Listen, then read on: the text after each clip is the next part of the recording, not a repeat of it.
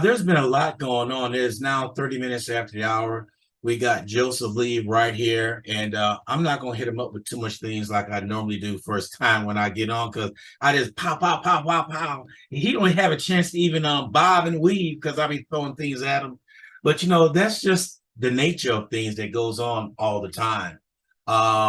Just found out this morning it wasn't a shooting, but it was a garage that collapsed in New York, crushing about a bunch of cars, and it was one fatality.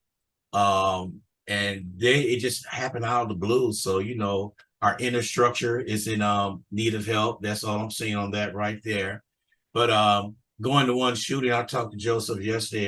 It was one shooting that the college kids was on a private road looking for this house and just rolled up in the driveway. You know how you pull in and back up, go the other direction. Well, this guy named 65 years old decided to come out and shot twice on the passenger side, killing the passenger of the car. And he has no reason for it, but he pleaded not guilty.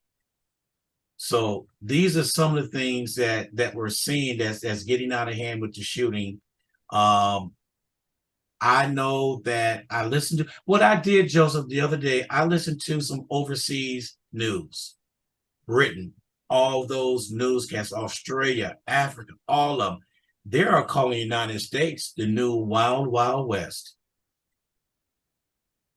Yeah. So, yeah, I can see the comparison. It doesn't take every show lately. We've had a new either mass shooting or or individual shootings, obviously that are hitting national headlines. So the case you're talking about, I think, is Kaylin Gillis, the woman who was shot dead for pulling into a wrong driveway. yes. And I want to talk about that, but I want to talk about this 84-year-old man that shot Ralph Yarrow, 16 years old, just showing up at the wrong house, ringing the doorbell, and now that gets him killed. So, and this young man was on his way to, I think, Princeton or Stanford, an academic standout. Yeah. Good young man. And, it's getting to the point where, we've got all these, we've talked about on this show all the time, the guns and that are out there and the weak laws and things of that nature. But I think this is just a perfect example of how we talk about people with homicidal ideation, suicidal ideation, but I don't think we're really getting down to a lot of what actually can happen. We've seen the reverberations of a lot of stuff. We had the Alabama shooting Yeah. at the Sweet 16 party, right? In Dadeville, Alabama, where 32 people were injured. Let's see how many people, I forget how many were killed in that, 4 killed. Yes. So there's another mass shooting right there. So we still don't hear much coming from our politicians, but we do see cracks, like we saw in Tennessee, where some politicians are standing up, possibly, to even be expelled from their position to address this issue. So things are coming to a head. But when you got to understand is there's a lot of people out there that are mentally unstable, possibly filled with hate or rage. Yeah. And they're watching these shows. You talked about conditioning, right? And how, shows like Fox News, who purposely, I think it's fair to say now, purposely push lies and garbage that leads to the phobia and the fear. Remember that we talk about greed, fear, and phobia? Yeah. See, and the danger of fear and phobia, left unchecked, it can turn into hatred. And some people are already there. I think when this plays out, when you have a young man who was obviously not a threat, just ringing your doorbell and get shot through a glass, not through a door where you can't see who's there. He could see, at least I could tell, one of his eyes looks kind of funny, but I don't think it's that funny. He could sit there. He saw that there was somebody there, but he shot at this young man praised God that he wasn't killed, fighting for his life for just showing up at the wrong house. Lady showing up in the driveway, just turning around in the driveway. And I think he tried to say something. They were acting menacing, you know, some girls in a car acting menacing, just turning around in the driveway. So, but then you got to look at it this way too. We've got Florida, Texas now having open carry laws. People can, just carry a gun and not take any type of training. I've got a concealed weapons permit, prior military. One thing you're taught in that concealed weapons class is that you're responsible for that bullet. You're responsible for knowing when to pull that gun. Ringing the doorbell, pulling up in the driveway does not mean that your life is threatened. You don't have the right to brandish a firearm because you're pissed off or you don't like somebody ringing your doorbell. So yeah, we are kind of getting like the wild, wild west. I'd say it's even worse because, there's a lot of shooting going on, and I don't want to say, but there was some horrible things going on, but it was more or less one side versus another. Now it's everybody against everybody. Yeah. At any time, in any way.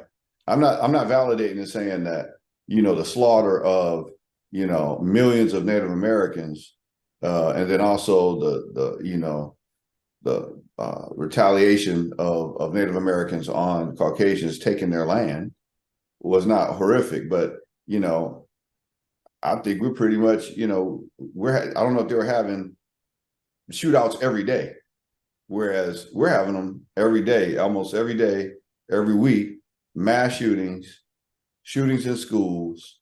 You can't name a place where an active shooting situation hasn't happened. And we don't seem to have that motivation. We're starting to wake up a little bit, not much, but wake up a little bit in terms of what needs to be done. But it just makes me sick to think that, as a young, especially African American or person of color, you can't really do much. You can't go to a Sweet 60. You can't go to birthday parties. You're not safe in school. If you show up at the wrong house, ringing the doorbell, now you can get shot. If somebody doesn't recognize you in your own neighborhood that you're walking home, somebody like Zimmerman is sitting out there trying to do the job of the police. And still, I think that leaves, that still hasn't been addressed well. Zimmerman is still walking around free. Yes. And Trayvon Martin is still gone. So, yeah, it's more like the Wild Wild West, but there's a little racial element there. Now, this case with, Kaylin Gillis, I don't think that was a racial component there, but I think there's a fear and phobia component there. And people are just on the edge. We've got all these, polarization going on. The mindset is, hey, I got a gun, I'm going to use it. Well, if you use it incorrectly, it's got to be some stiff penalties, and these people got to go to jail. They got to go. Just because you get hot, you get mad, don't want somebody on your property. I have a no trespassing sign on my house. They ring the doorbell all the time. I've got a glass pane, got glass on both sides of my door. And I see no trespassing. And they'll still sit there and still talk, whatever. And now I might get irritated, but I'm not going to pull my gun just because you ring my doorbell. Now you try to breach that door, now we got another problem. There you go. Now you try to come into the property. Yeah, now we got a problem. But ringing the doorbell, last time I checked, most of these don't ring the doorbell, right? But now there are some cases where people run the doorbell and people get overpowered. Look, you have the option of not answering your door. If you come to my house and you're unannounced, you probably will be left outside. Unless I know you, recognize you, whatever. I got my ring out there, but even if I didn't have the ring is a new thing. But, if I didn't have the ring out there, you could see the front and the door, front of my property and the door, I'm going to look out there and see who it is. We've done that before. Remember, in the day, you peek behind the curtain, see if there's somebody there that you want to see. If Oh you don't want to be bothered, you that put was that curtain on back, and the person just stand there until they figure out you don't want to be bothered. yeah. You know, Yeah, but you don't knock in the, I'm not going to shoot through my window because somebody's standing there that didn't, show up. You got people with dementia, that may come to a wrong address, but you can't tell me this young man was a threat. You can't tell me that. What you can tell me is this old man sitting there watching Fox News all day, and then sees a young African-American male come up to his door, ring a doorbell, and he shoots through. You got to know that there's some things going on in his mind that shouldn't be. And whether or not, and obviously not responsible enough to have a firearm. We've got to start policing ourselves and coming up with some laws with some teeth. I'm not sure what the law would be for common sense. Yeah, one point I want to make with this, two things I want to make is the kid got up, went through several houses in the neighborhood that refused to let him in to answer. Then one door he go to, they tell him to lay on the ground, put his hands behind his back. It was a neighbor across the street that I read yesterday that seen what was happening and went over there to the side of the boy, and he thought the kid was dead. He said, I wouldn't want this to happen to my kids. That's the reason why I went out. So that neighborhood, for saying, was the wrong neighborhood because nobody reached out to help him when he asked for help. Remember that old saying that it's a village, it takes a village? Yeah. I guess you got to be in the right village. Amen to that. Because this village isn't looking out for everybody. I remember years ago, there was a situation where a young man cut through my lawn, right, in Michigan, went to his house, and he had, I guess he had forgotten his key. And the police were called. So I looked out my back window. I saw the guy had, walked to my lawn, but he was out there for a long time. And then all of a sudden he tried to go through a window, and I recognized the young man. I recognized him. When he was trying to go to the window, the law enforcement came behind and they pulled their weapon on him. So I started shouting immediately, hey, he lives there. You know what I'm saying? I went outside to make sure that the police knew that I knew who he was, and explained that, hey, this young man lives in this house.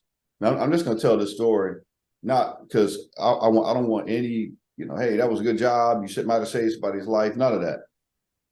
That's your job in the village, is to look out for young folks and to get involved, right? Not to sit back and post on social media, grab your phone and watch what happens so you can say, oh, it's a shame. Get out there and get involved. When I think about George Floyd and I think about the people that have been killed, how many people are sitting there watching it go down instead of getting involved and making sure it does not go down?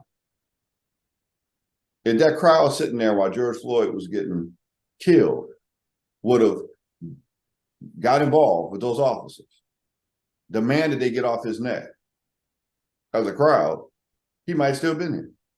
Yeah. And I know, when people are going to say, oh, well, you don't get involved, you don't interact with the police and all that type of stuff. And you might be, look, well, I'll put it like this. The Black Panthers had a philosophy.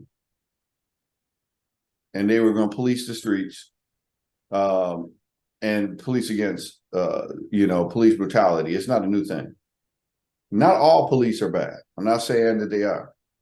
But there's enough of them out here that you got to be willing to get involved enough to say, hey, get off this person and try to intervene as best you possibly can. All right. Now I will say people were responding verbally when George Floyd was being killed. But I got more involved. I kept approaching, even though those guns were out, until those guns were put down, and identifying that young man and say, hey, he lives here, must have got his key, gave him a chance to de-escalate the situation. Yeah. And I was watching a show.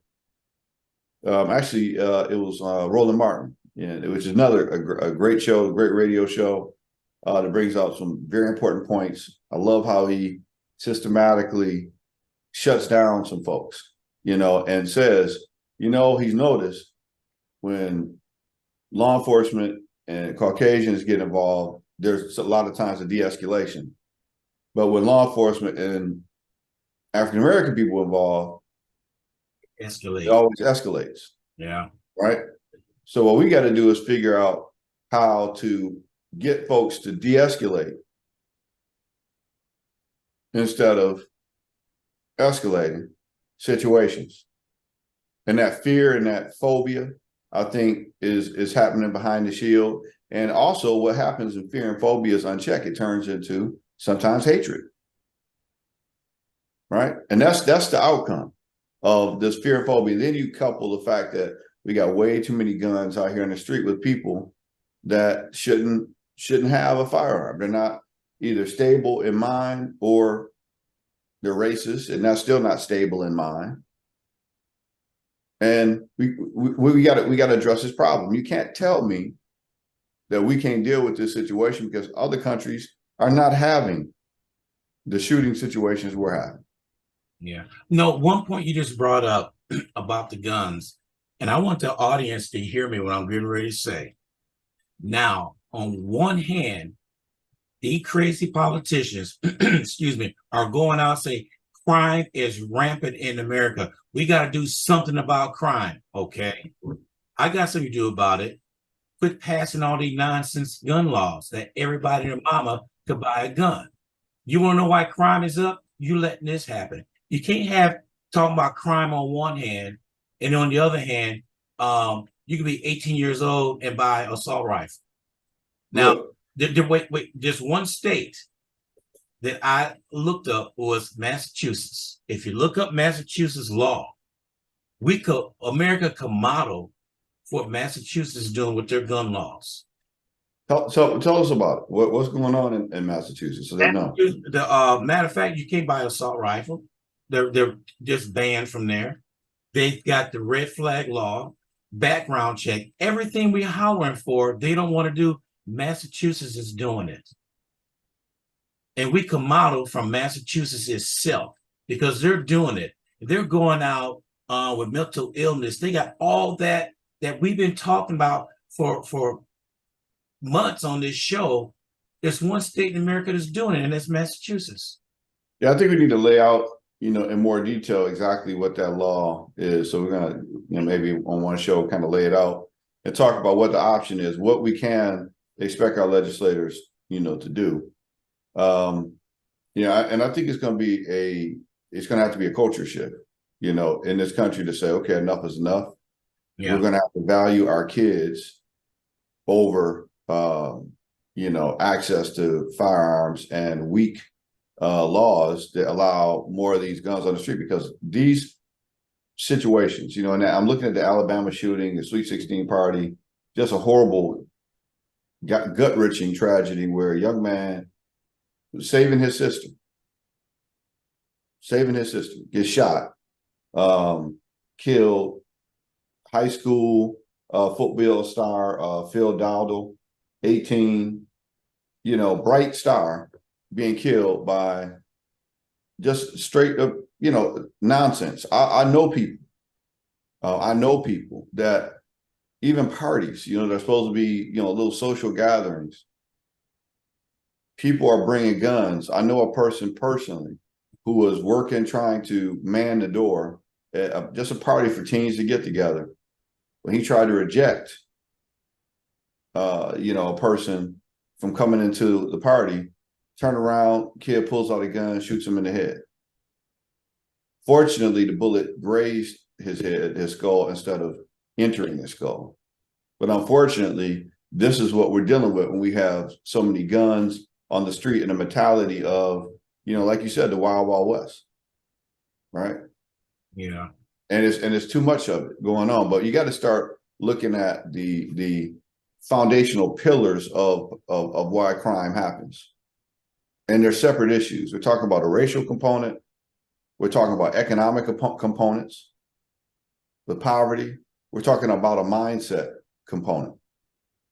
And until we can start really addressing these issues and the politics of doing anything sensible, I challenge us to look at the parties and demand more from our politicians. We have to demand more.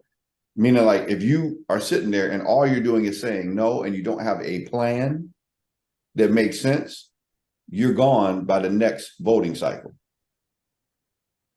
If any politician stands up there and says, well, we don't like this, okay, then when you say you don't like something, where is your something to replace it? So we can examine it. And if you don't have anything that makes any sense, you're out the door. You're incompetent. You're incompetent. You got to go.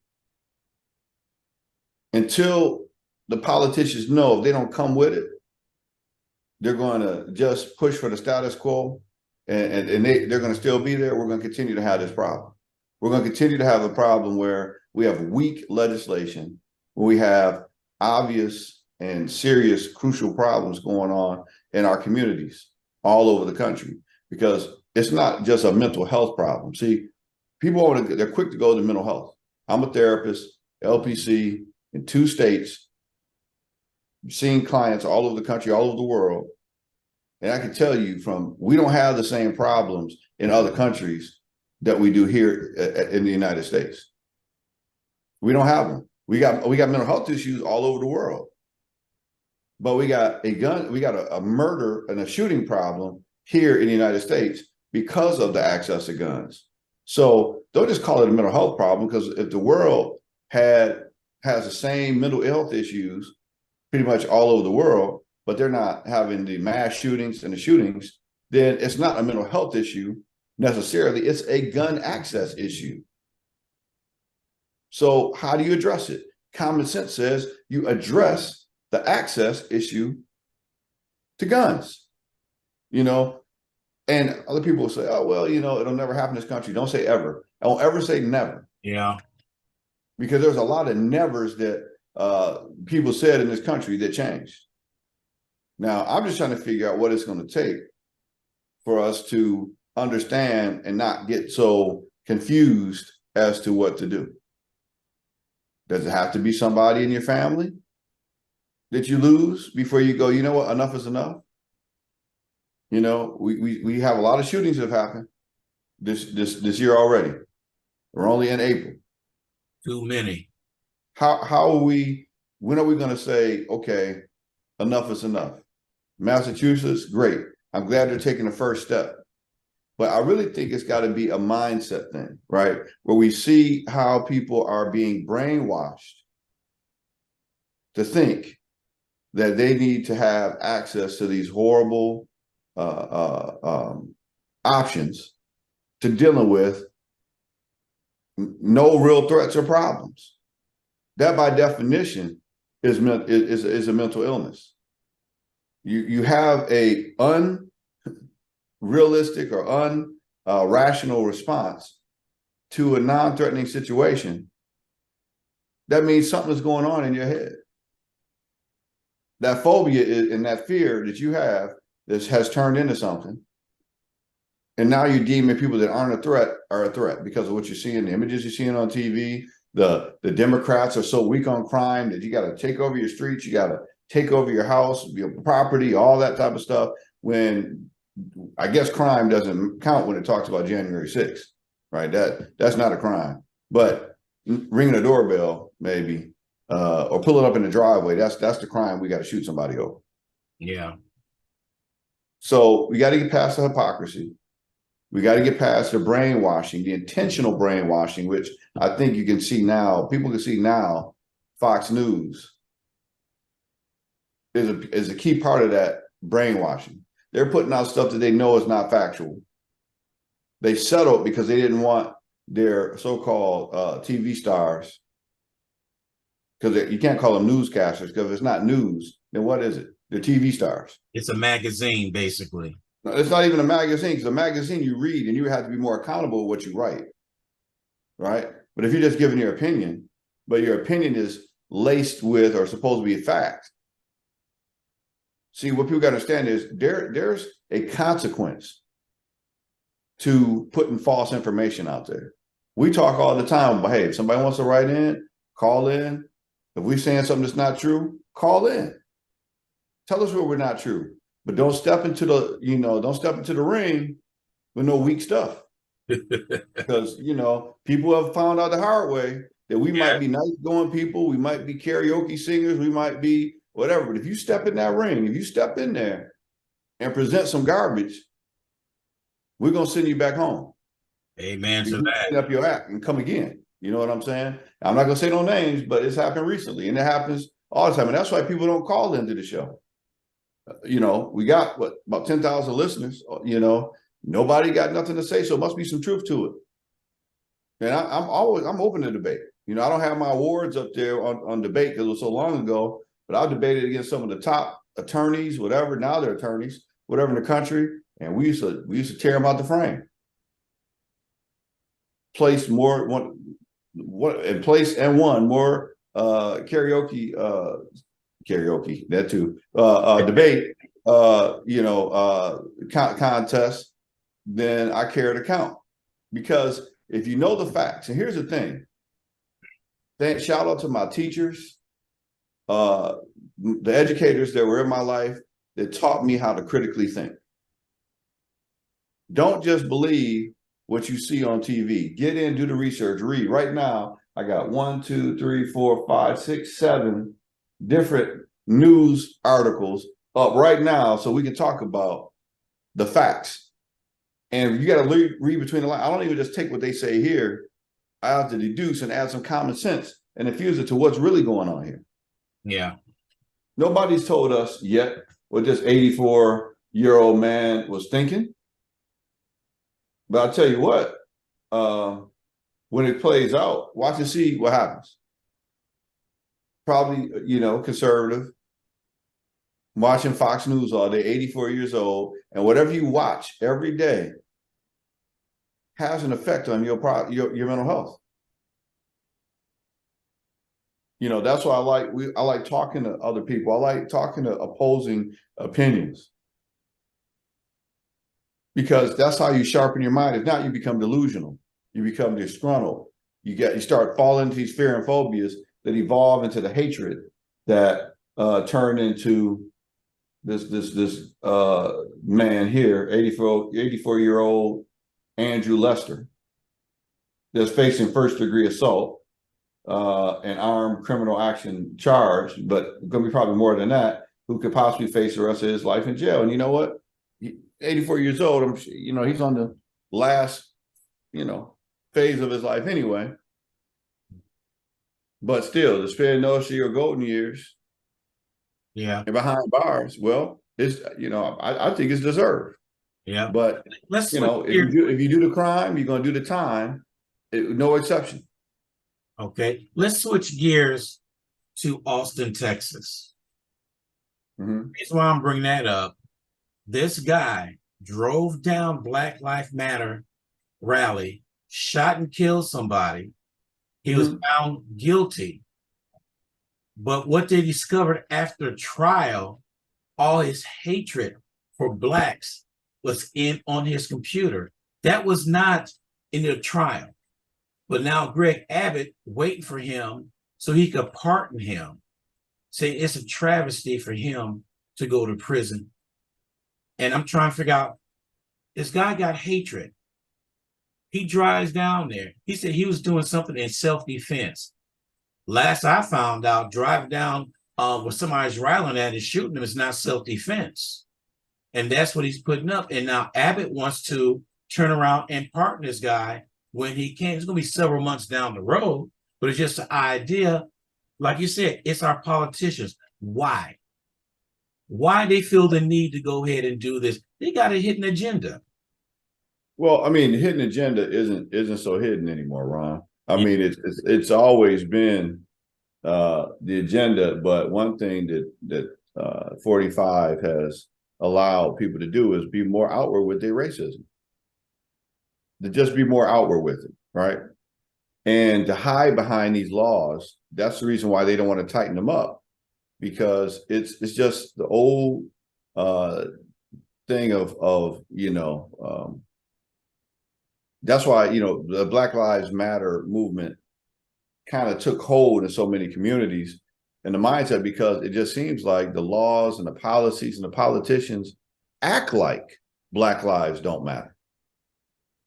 Yes, you found this information out, but these terrorists go in and kill people in a community, and then they turn around and say they were the ones that were scared. They were the ones who were intimidated. Then you find out later on that there were some other things that we knew in the onset, right? Yeah. That there was something wrong. We knew that the people that were there, the people that saw what happened, saw him as the aggressor. It wasn't the other way around, right? So what they want to do is, we talked about it in the last show, the Republican Party and the Conservative Party's strategy is called gaslighting. They project a manipulative agenda, blame the other person for the crime that they've committed, and try to pretend like they're the victim when actually they're the wolf in sheep's clothing, or appearing to be for the law, sheep's clothing. But we know a wolf when we see one. Yeah. And now we got to understand why. We got to figure out why the wolf is being released after he's killed. Why he's being released? Who's releasing him? Abbott. Well, we know who's voting for Abbott. We know who's voting for him and still allowing him to be in power. And there have been efforts to get him out of power. And you know what? When people get tired, the majority of people that can vote, you can't sit on the sideline and complain and not get in that ballot box and let your vote be heard. That's what we got to do. All those folks that don't vote think the politicians, the right or left, they're just not going to work with you. Guess what? If you're not voting, they're definitely not going to work with you because you don't exist to them. Yeah, we know about that not voting. We had somebody that had a brother that told us, well, he don't vote. Oh, yeah, wow. and what was funny is, it's not funny, it's tragic. He had some valid points that he was trying to make, but he nullified himself. The moment you say you don't vote, they cut your mic off in their head. You're not saying nothing, because if you're not voting, they don't have to worry about you, right? Don't have to worry about you. They're only looking at the folks and that are going to get out there. And like I told him, you need to get 10 people that are thinking like you and show up at the ballot box and get your voice heard. But first, you need to educate yourself on the issues. Yes. Educate yourself on what's going on in the community, because, unfortunately, a lot of these politicians, they're not even educated on what's going on in the community. They're listening to their own rhetoric, and they're getting confused. Because the first thing, if you want to stump a politician, is to talk about, what is your plan? How much time have you spent in the communities you're talking about, where there's all these problems? And you got to understand the different layers of the problems. There's racial issues, there's social economic issues, there's educational issues. And you got to know how to address those issues. So yes, money's going to be involved. Anytime we talking about money and going into the community, there's going to be a pushback. Why is it? We can send trillions of dollars or billions, if not trillions of dollars, over to Ukraine, but we got a problem when we're trying to get democracy right here in the United States. Yeah. We have no problem talking about crime unless it's the crime that we're doing or our constituents are doing. Then it's something else, So we got to get back to reality and call people who they are. If you're an enemy of the state, as Marjorie Greene which who's backing off her rhetoric. She said something today that kind of blew my mind. She actually said that if Donald Trump is elected president, it would tear this country in half. When did that happen? When did she actually start dropping knowledge like that? They starting to distance themselves from him. That's what they're doing. They're starting to see that them 34 felonies didn't come out of being plucked out of the air. Yeah. And just like Fox News, they dropped that 7, that got hit with that 7. And this is also, that's the first charge, first case of $700 and something million. You don't settle out of court unless you know that you've been up to some mess. And they were starting to set up tents and all that. So you won't see Carl Tuckerson and all these other folks going into court to try to explain why they put false information out there. Look, I think it's time for people to start really thinking about why they believe what they believe. And what side of history do you want to be on? It's obvious what the problem is in this country. But the question is, who's going to be willing to stand up on the right side of history, on the right side of what needs to be done to protect our kids and our communities from lunatics with mass destruction weapons? You want to talk about what was going on back in Iraq and weapons of mass destruction? We got weapons of mass destruction right here in the United States. And we're not willing to go in. You're willing to send people like me and other folks across seas to go deal with false weapons of mass destruction when we got the true weapons of mass destruction right here in the United States. And they're called ARs, semi-automatic handguns, weapons with people that are mentally ill or deranged, following this fear, greed, and phobia. Those are the true enemies of the state. And until we recognize them as such, we're going to have this problem. We're going to have this problem. And if you're in a legislative position, you're doing nothing, you are also an extension of that problem. You might as well be a walk around AR. And you know what? Look on the shirt. Half of them wear an AR on their lapel. Yes, they do. They're telling you who they are. I'm fighting for the right for y'all to keep on killing each other. So why is that? Why are they fighting for the right for us to keep on killing each other? Because that's really what it boils down to. Let's start having that discussion. What's going on in our country? Because, you can't put it all on mental health, because mental health is going on all over the world. I know. I've had clients all over the world, right from this office, from what you're seeing right here.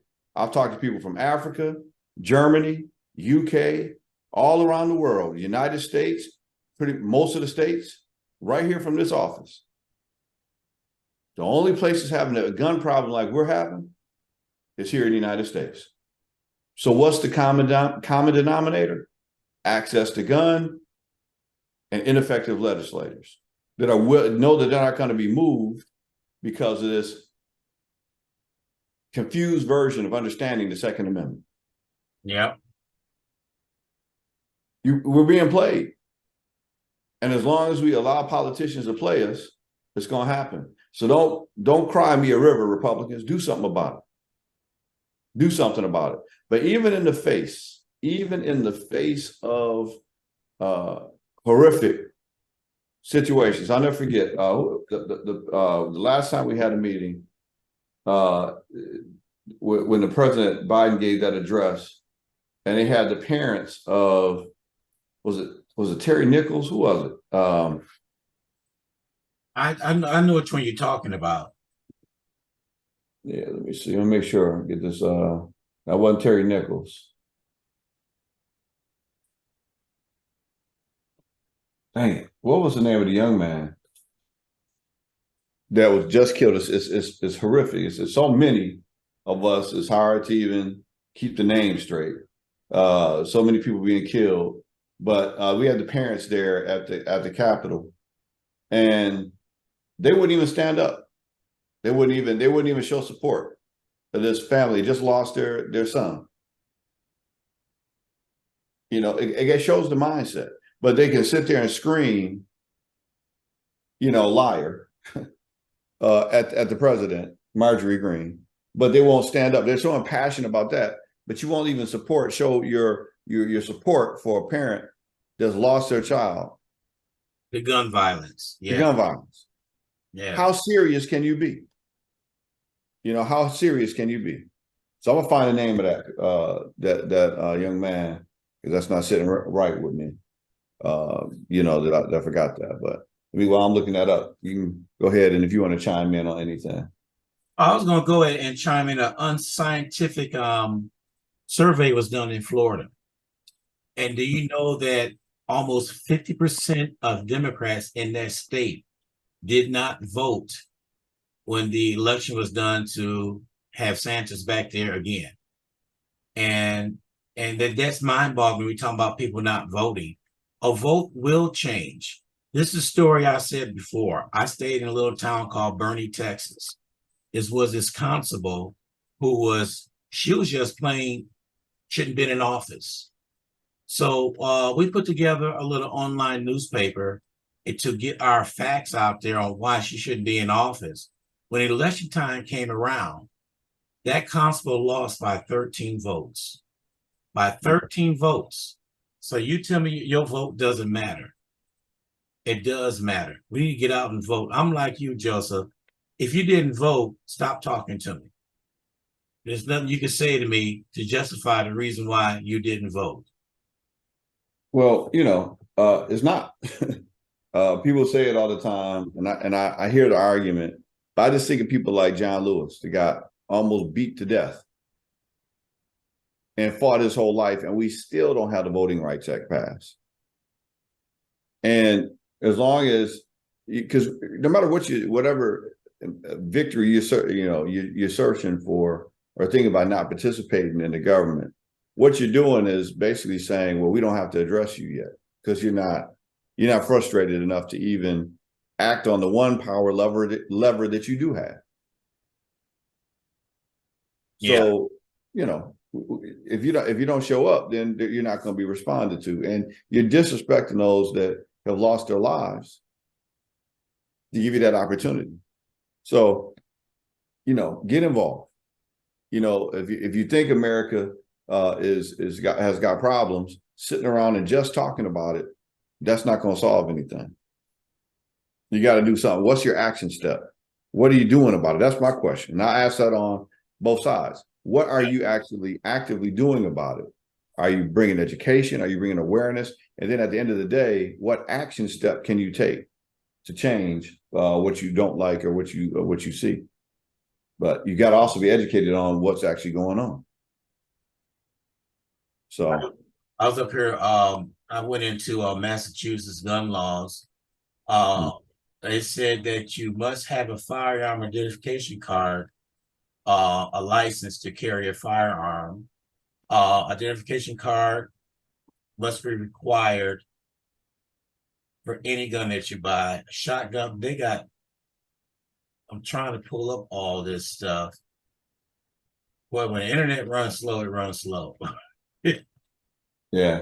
I'm gonna go over this with a fine-tooth comb because this is very, very interesting on what they're doing. It's section 131F in the Massachusetts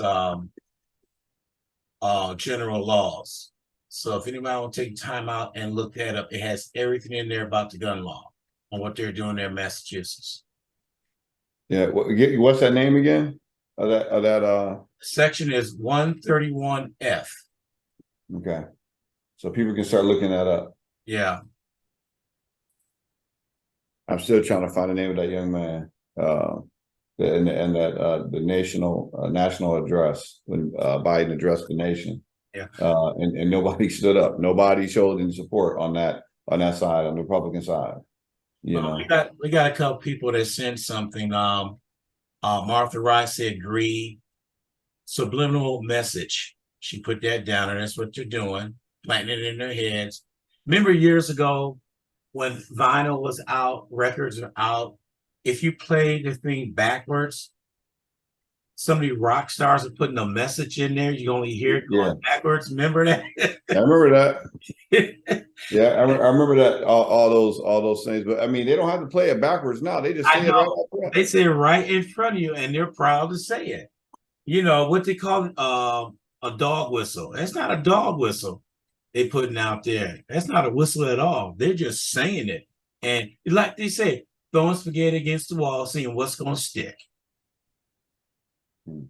So, Well, too much of it is sticking. And I think we have to ask ourselves, why are they able to get away with so much lack of action?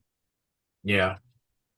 And, lack of plans. I mean, where are the plans? Where is the counter plans to whatever's going on? Okay, if you don't like what's going on with politics, if you don't like what the Democrats are saying, okay, well, what's your plan to address the issue? And that's when they get stumped. Well, I don't know what the plan is. Well, then you shouldn't be in office, because that's what your job is, to have a plan that is viable, that's going to make a difference. If you don't have that, then you don't need to be in that seat. That's part of the problem. Well, one of them is what's his name? The House Speaker. I don't even know his name. Can't think of his name. He's blamed Biden for not coming to the table to negotiating with the budget and all that stuff. Well, you can't negotiate. McCarthy. Are you talking about McCarthy? Yeah, you can't negotiate anything if you didn't bring anything to the table to negotiate about.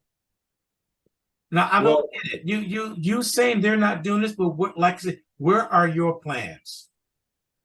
Well, I think you got to look at it. That's kind of the plan, right? Is all I have to do is say, well, you're not coming to the table. Come to the table to discuss what?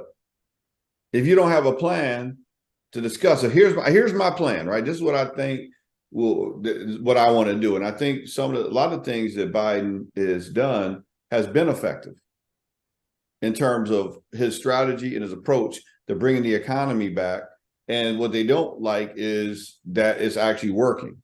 See, that's why they don't want to come to the table and talk, because when you go to the talking points and you go through and you hold them accountable for the things that they say and the results that would get versus the things that were done and the results that are working, they don't want to come to the table and talk about that. So they gaslight and say, well, he doesn't want to come to the table.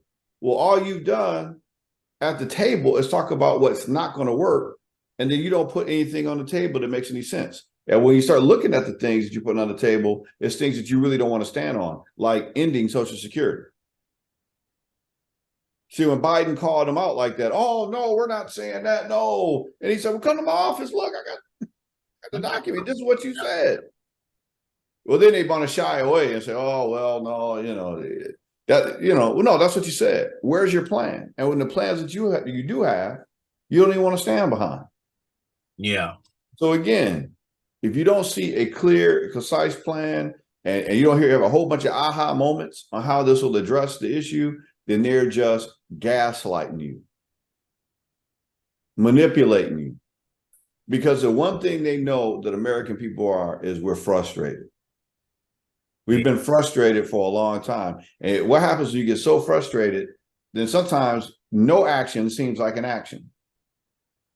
Well, we can't seem to get it right, so we're just going to stop doing something. Well, that, in a way, kind of sounds like a weird way of people that don't vote. I'm so frustrated, I might as well not do anything. Is that a clear thought process? Yeah. Here's something for you. A comment. Do you think the lack of taking a stand is learned helplessness? Definitely a part of it. I think it's definitely a part of learned helplessness. If you want to learn when we talk about learned helplessness, a lot of times that's learned generationally, right? So you've got people, that's actually a perfect example or mental health phenomenon that talks about how that crab barrel effect. Well, I couldn't get out of this situation of poverty. I didn't get out of the situation. Not you couldn't, but I didn't get out of the situation. School was, against me. Everything was against me. So we're not going to progress. We're going to stay at this level. So when you look at, I think the goal of these broken legislative policies and procedures is to get people to feel like learned helplessness. Oh, it's not going to change.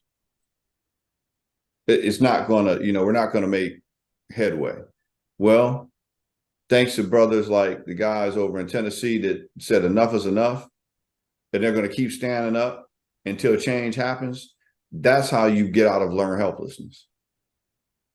like these 5 gentlemen on my wall back here that stood up for social injustice, that stood up and lost their lives, some of them standing up. That's how you get the change. That's how you get it. By standing up, saying something, doing something, not going, oh, well, it's never going to get better. Like that old Bruce Hornsby song, that's just the way it is. No, okay. Well, we all know how it is, but don't you believe them?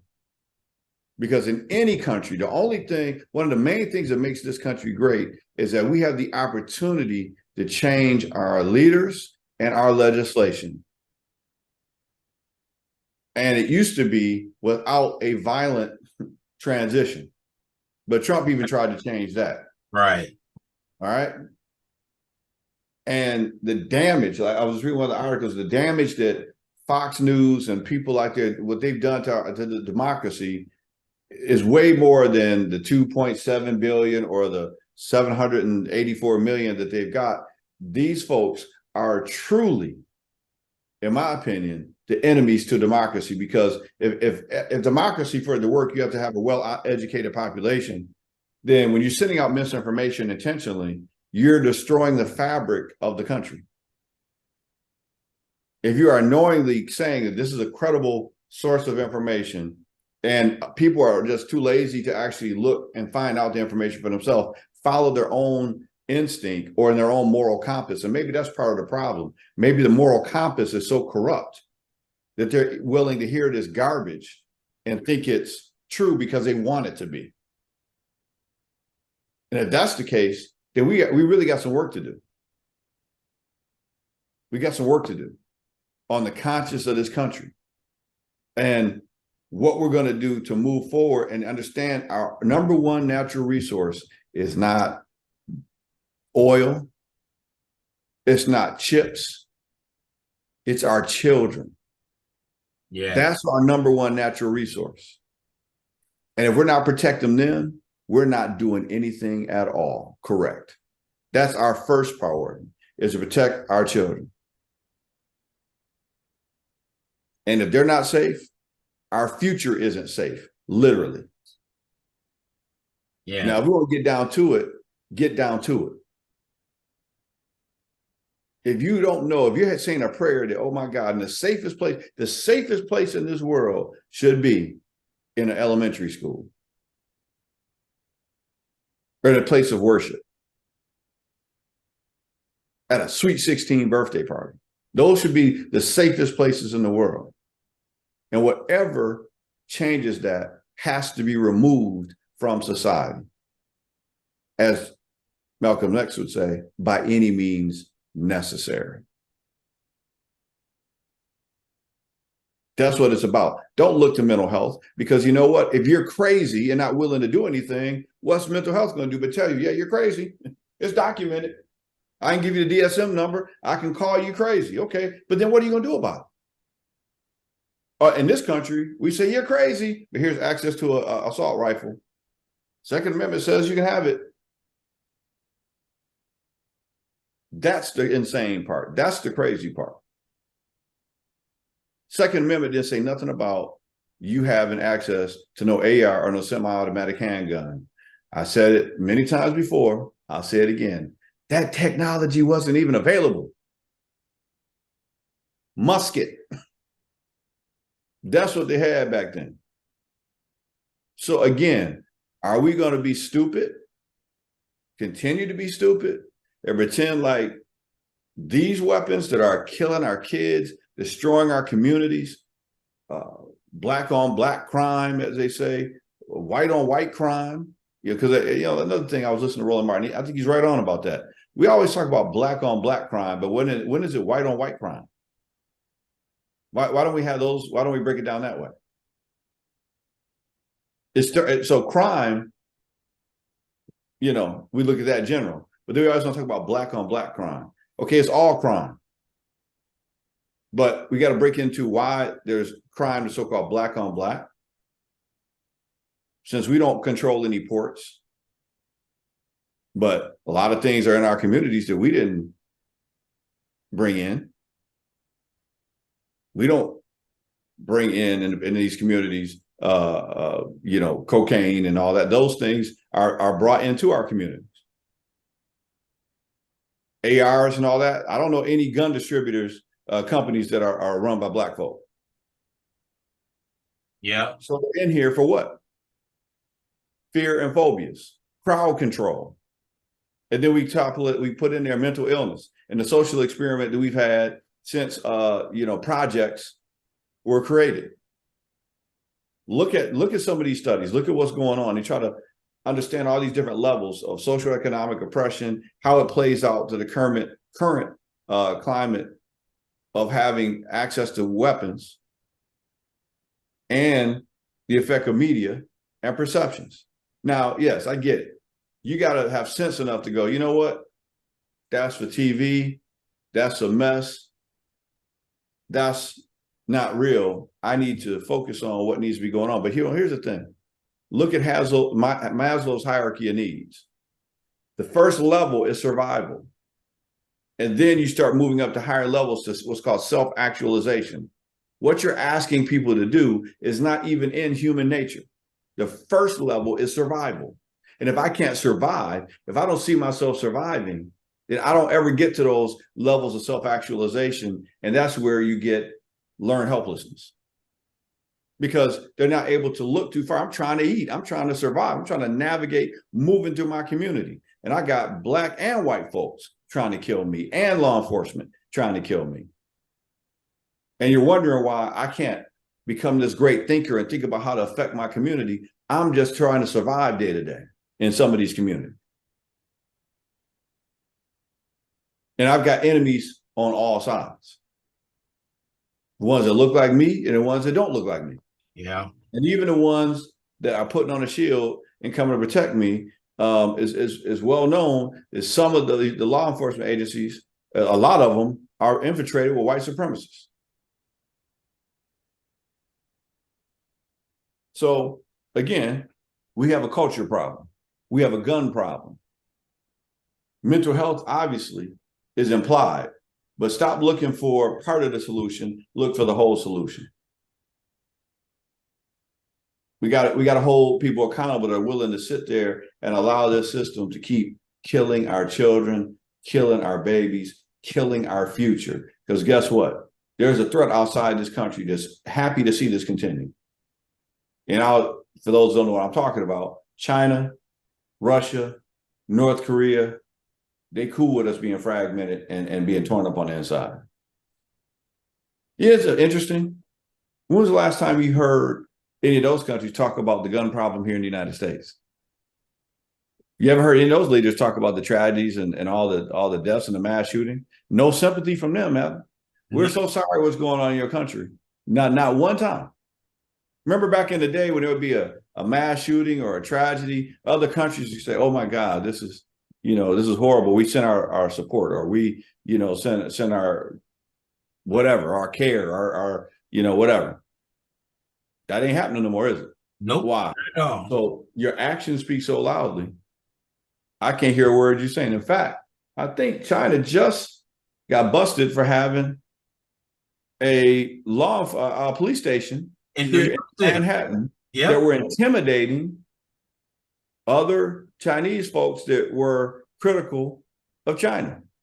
They just arrested in Russia the gentleman that they didn't try to poison 2 or 3 times and just sentenced him, and who's most likely going to die in jail because he's speaking out against Putin. So you got to understand who you're dealing with, who the enemy really is, and start connecting some dots here. Because your old boy 45, he was really cool with Putin. He was really cool with Kim Jong-il. And those folks don't have a good agenda for the United States. Why do you think they keep shooting all these missiles up in the air? It ain't because it's 4th of July or the holiday over there. This ain't fireworks. These are tactical weapons that they're trying to calibrate to hit targets, American targets. So in the Capital League program, I always teach young men to look at news on the local, national, and international level. Yeah. Okay. We get into that GPS on the YouTube, all that. What I teach young men to do is look at the news on their local level, see how that's affecting them immediately, the national level, how that's affecting everybody, and the international level, things that we're doing or not doing, how it's affecting the world and how we're being perceived. And then look at that in relation to your life and what you need to be pushing towards and voting and educating yourself on to vote intelligently. And if you're doing all that, if you're looking at all three of those levels, there should be a theme that's coming clear. Our politicians are bought and sold. They're not really fighting for us. I don't know who they're fighting for. I think it's the major corporations because we down here are struggling. And when I say struggling, obviously, I'm not talking about financially. You know, a lot of us are not struggling financially. A lot of us are. But for those that aren't struggling as much financially, we're struggling to enjoy the freedoms that we're supposed to have implicitly. Remember, life, liberty, and pursuit of happiness. How you have a pursuit of happiness if your kids can't go to school, you can't go shopping, you can't go to a place of worship without wondering, is lunatic going to show up with an AR because he lost his job, snapped, and can't find adequate mental health care and going to shoot up something? Your kids can't go to the store, go ring the doorbell, can't go trick-or-treating, can't go nowhere like we used to back in the day because somebody might be crazy enough sitting there with a shotgun or AR or whatever he had. Somebody ring the doorbell. There you go. Yep. That's so where are we at right now? Because home of the free, it don't seem so free no more. Home of the brave, nah. You know, brave isn't sitting in your house at 80-something years old with a shotgun shooting somebody because they ring the doorbell. Brave isn't having some females in a car pull up and trying to turn around and menacing. I don't know. Were they trying to hit you? Were they trying to run up into your house? If they're just trying to turn around and you shooting at them, that to me sounds like an entitled a move of somebody. You just not wanting somebody on your property, right? So are we really free by all these guns being accessible by all these different type of people? Or are we imprisoning ourselves through our own ignorance?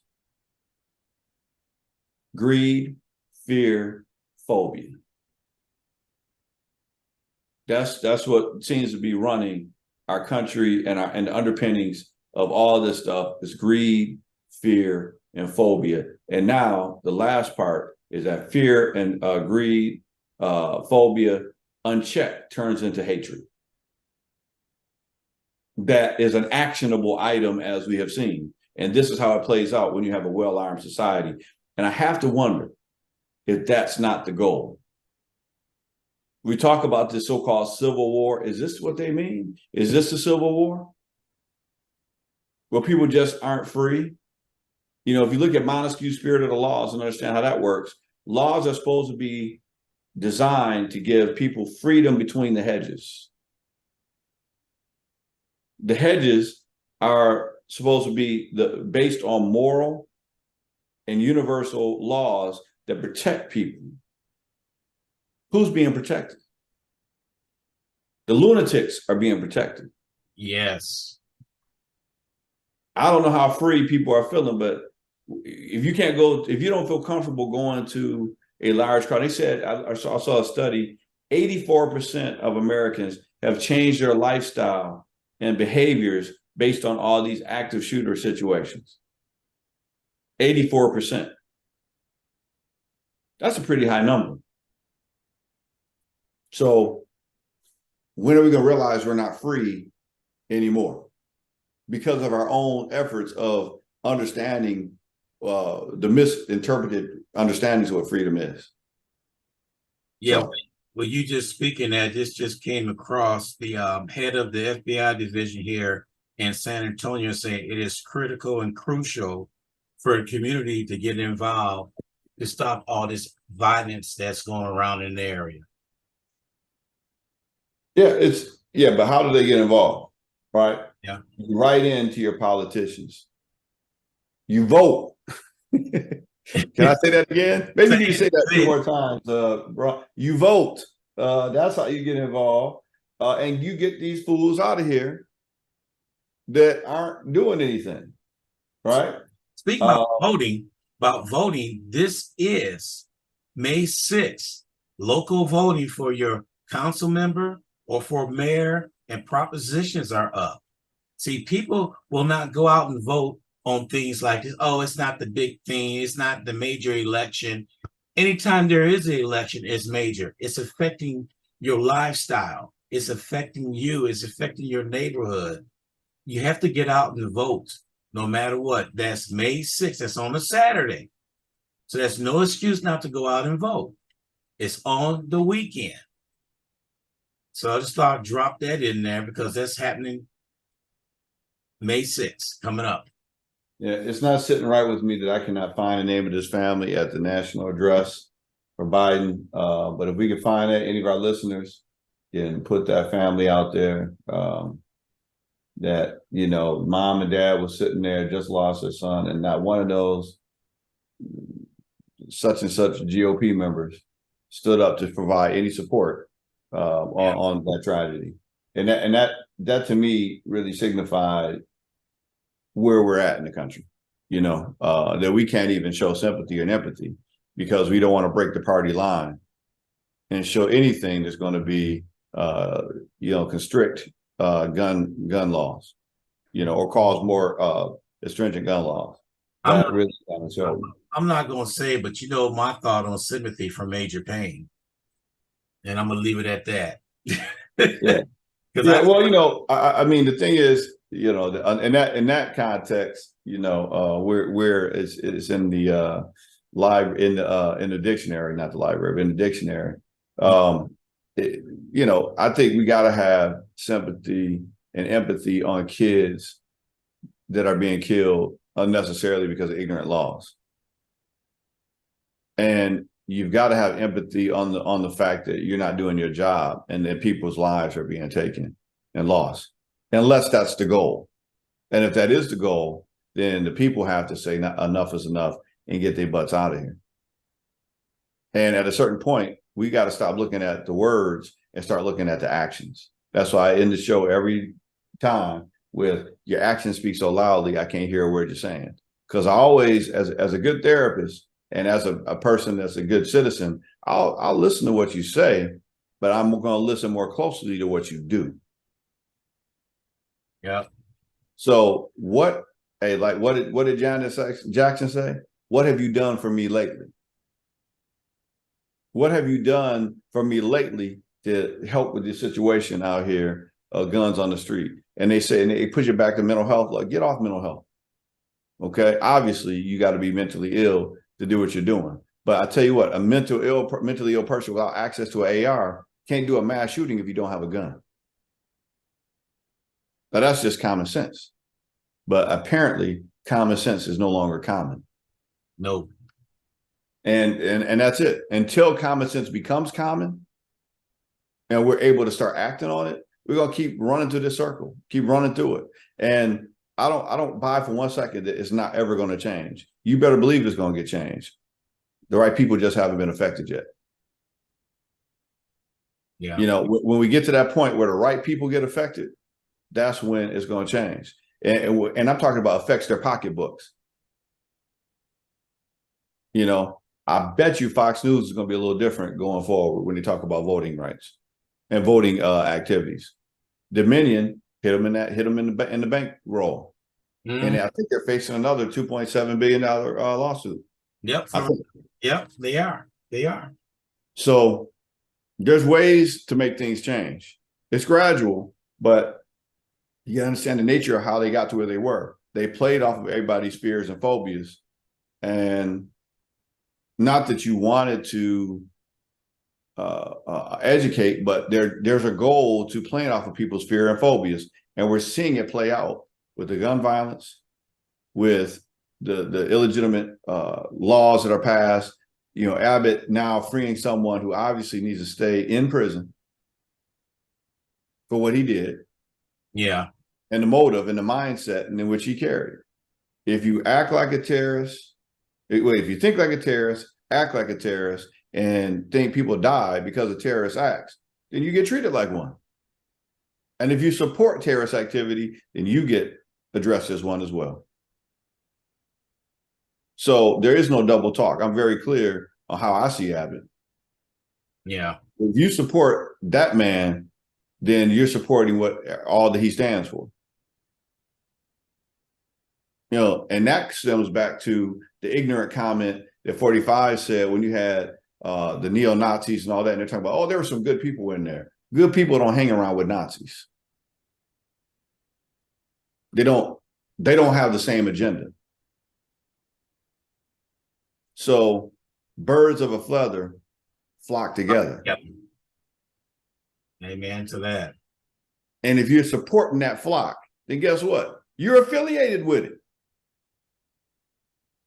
Guilty by association, my mom always said. Listen, you got to figure it out. We got actors right now, very popular African-American actor. Hey, he did something stupid. Now he's losing opportunities. He's losing opportunities. He assaulted a female, and rightly so. There's a consequence for that. Not everybody wants to be associated with you. You know, he lost some, I'm not going to say the name, look it up, but, you know, up and coming, phenomenal actor, I thought, but he messed up quick but he's African-American. So, you know, that justice comes quick on us. You lose endorsements, you lose connections, you lose money, right? So maybe that's the language we got to talk about. And I put it on the show. I just do something out there. Maybe for every mass shooting situation, every life that talks is a mandatory $500,000 fine for whoever sells that person a firearm. And oh, that's ridiculous. It's going to put them out of the business. Exactly. That's my point. We've got to, in a serious way, limit the amount of gun access on the street to people who can fall through the background check system. When I bought my AR, yeah, it went through, you know, no, I don't have any criminal background. No, I don't have any mental health issues. But what if I'm about to start having one? Now you've armed me. And, you know, the shop, the store on Petrenko Road here, there was also trying to sell me a M15 or M16 with a silencer that was not traceable. Yeah. Now, what if I was about to snap? And let me tell you something. Being an African-American in this country, whoo, I'm surprised more of us have not snapped. But very easily, I could have took that firearm, went right down the road, be fully loaded, and ready to do some foolishness that day, based on the way the laws are written right now. Yeah. We've got to change that. Greed, fear, and phobia. The shopkeeper, whoever was working there, greed. They want money. That's why you put weapons like that with a silencer and no social responsibility. Then try to sell it to me for having no serial number on the silencer. There's no good legal reason for you not to have a silencer on a weapon like that, especially one with no serial number. Please, if somebody can think of one, let me know. Because a deer don't care how silent the weapon it is that you kill them with. Maybe you're trying to get two deer. I don't know. But with that weapon, you can't shoot. If you shoot a deer with that, ain't gonna be nothing left anyway. That's right. So, you know, look, greed, fear, and phobias. Stop trying to sell people the wolf ticket because we ain't buying it. Yeah. I don't even know why you're selling it. And the truth is coming to light. All these people that live by Fox News as the gospel, talking about all the elections are crooked and this, that, and the other. Are you gonna go back on social media and say, "Wow, I was stupid, man. I was duped. I was brainwashed." Where are those comments on Facebook? Where are those comments on Twitter, Instagram? You're not gonna see any of those. Man, I was brainwashed listening to Fox News. I had no idea they would sit there and lie to me like that. So, and I believed it. I acted on it. The only people I saw, you know, admit that they were brainwashed and they were duped were the people that were going through that January 6th commission. Yes. Exactly. And they started facing jail time. Yeah. So is that what you got to do? Is that what people have to do before they realize that they've been brainwashed? Some of us been saying this the whole time. You know, I think you called it a long time ago. We called it a cult. Yeah. Didn't we go through that a while back? We sure did. Years ago. We brought that up about a years cult. ago. We might need to play that back. Yeah. If you had been listening to Ron and me years ago, you wouldn't have realized that you were sitting there in a cult. And a cult always has to have a mouthpiece. They always have to have some propaganda out there to make you think that what you're believing is correct and everybody else is crazy. Everybody else is crazy, but what you're doing isn't crazy. You're the chosen people. You're the Make America Great people. You're the MAGA people.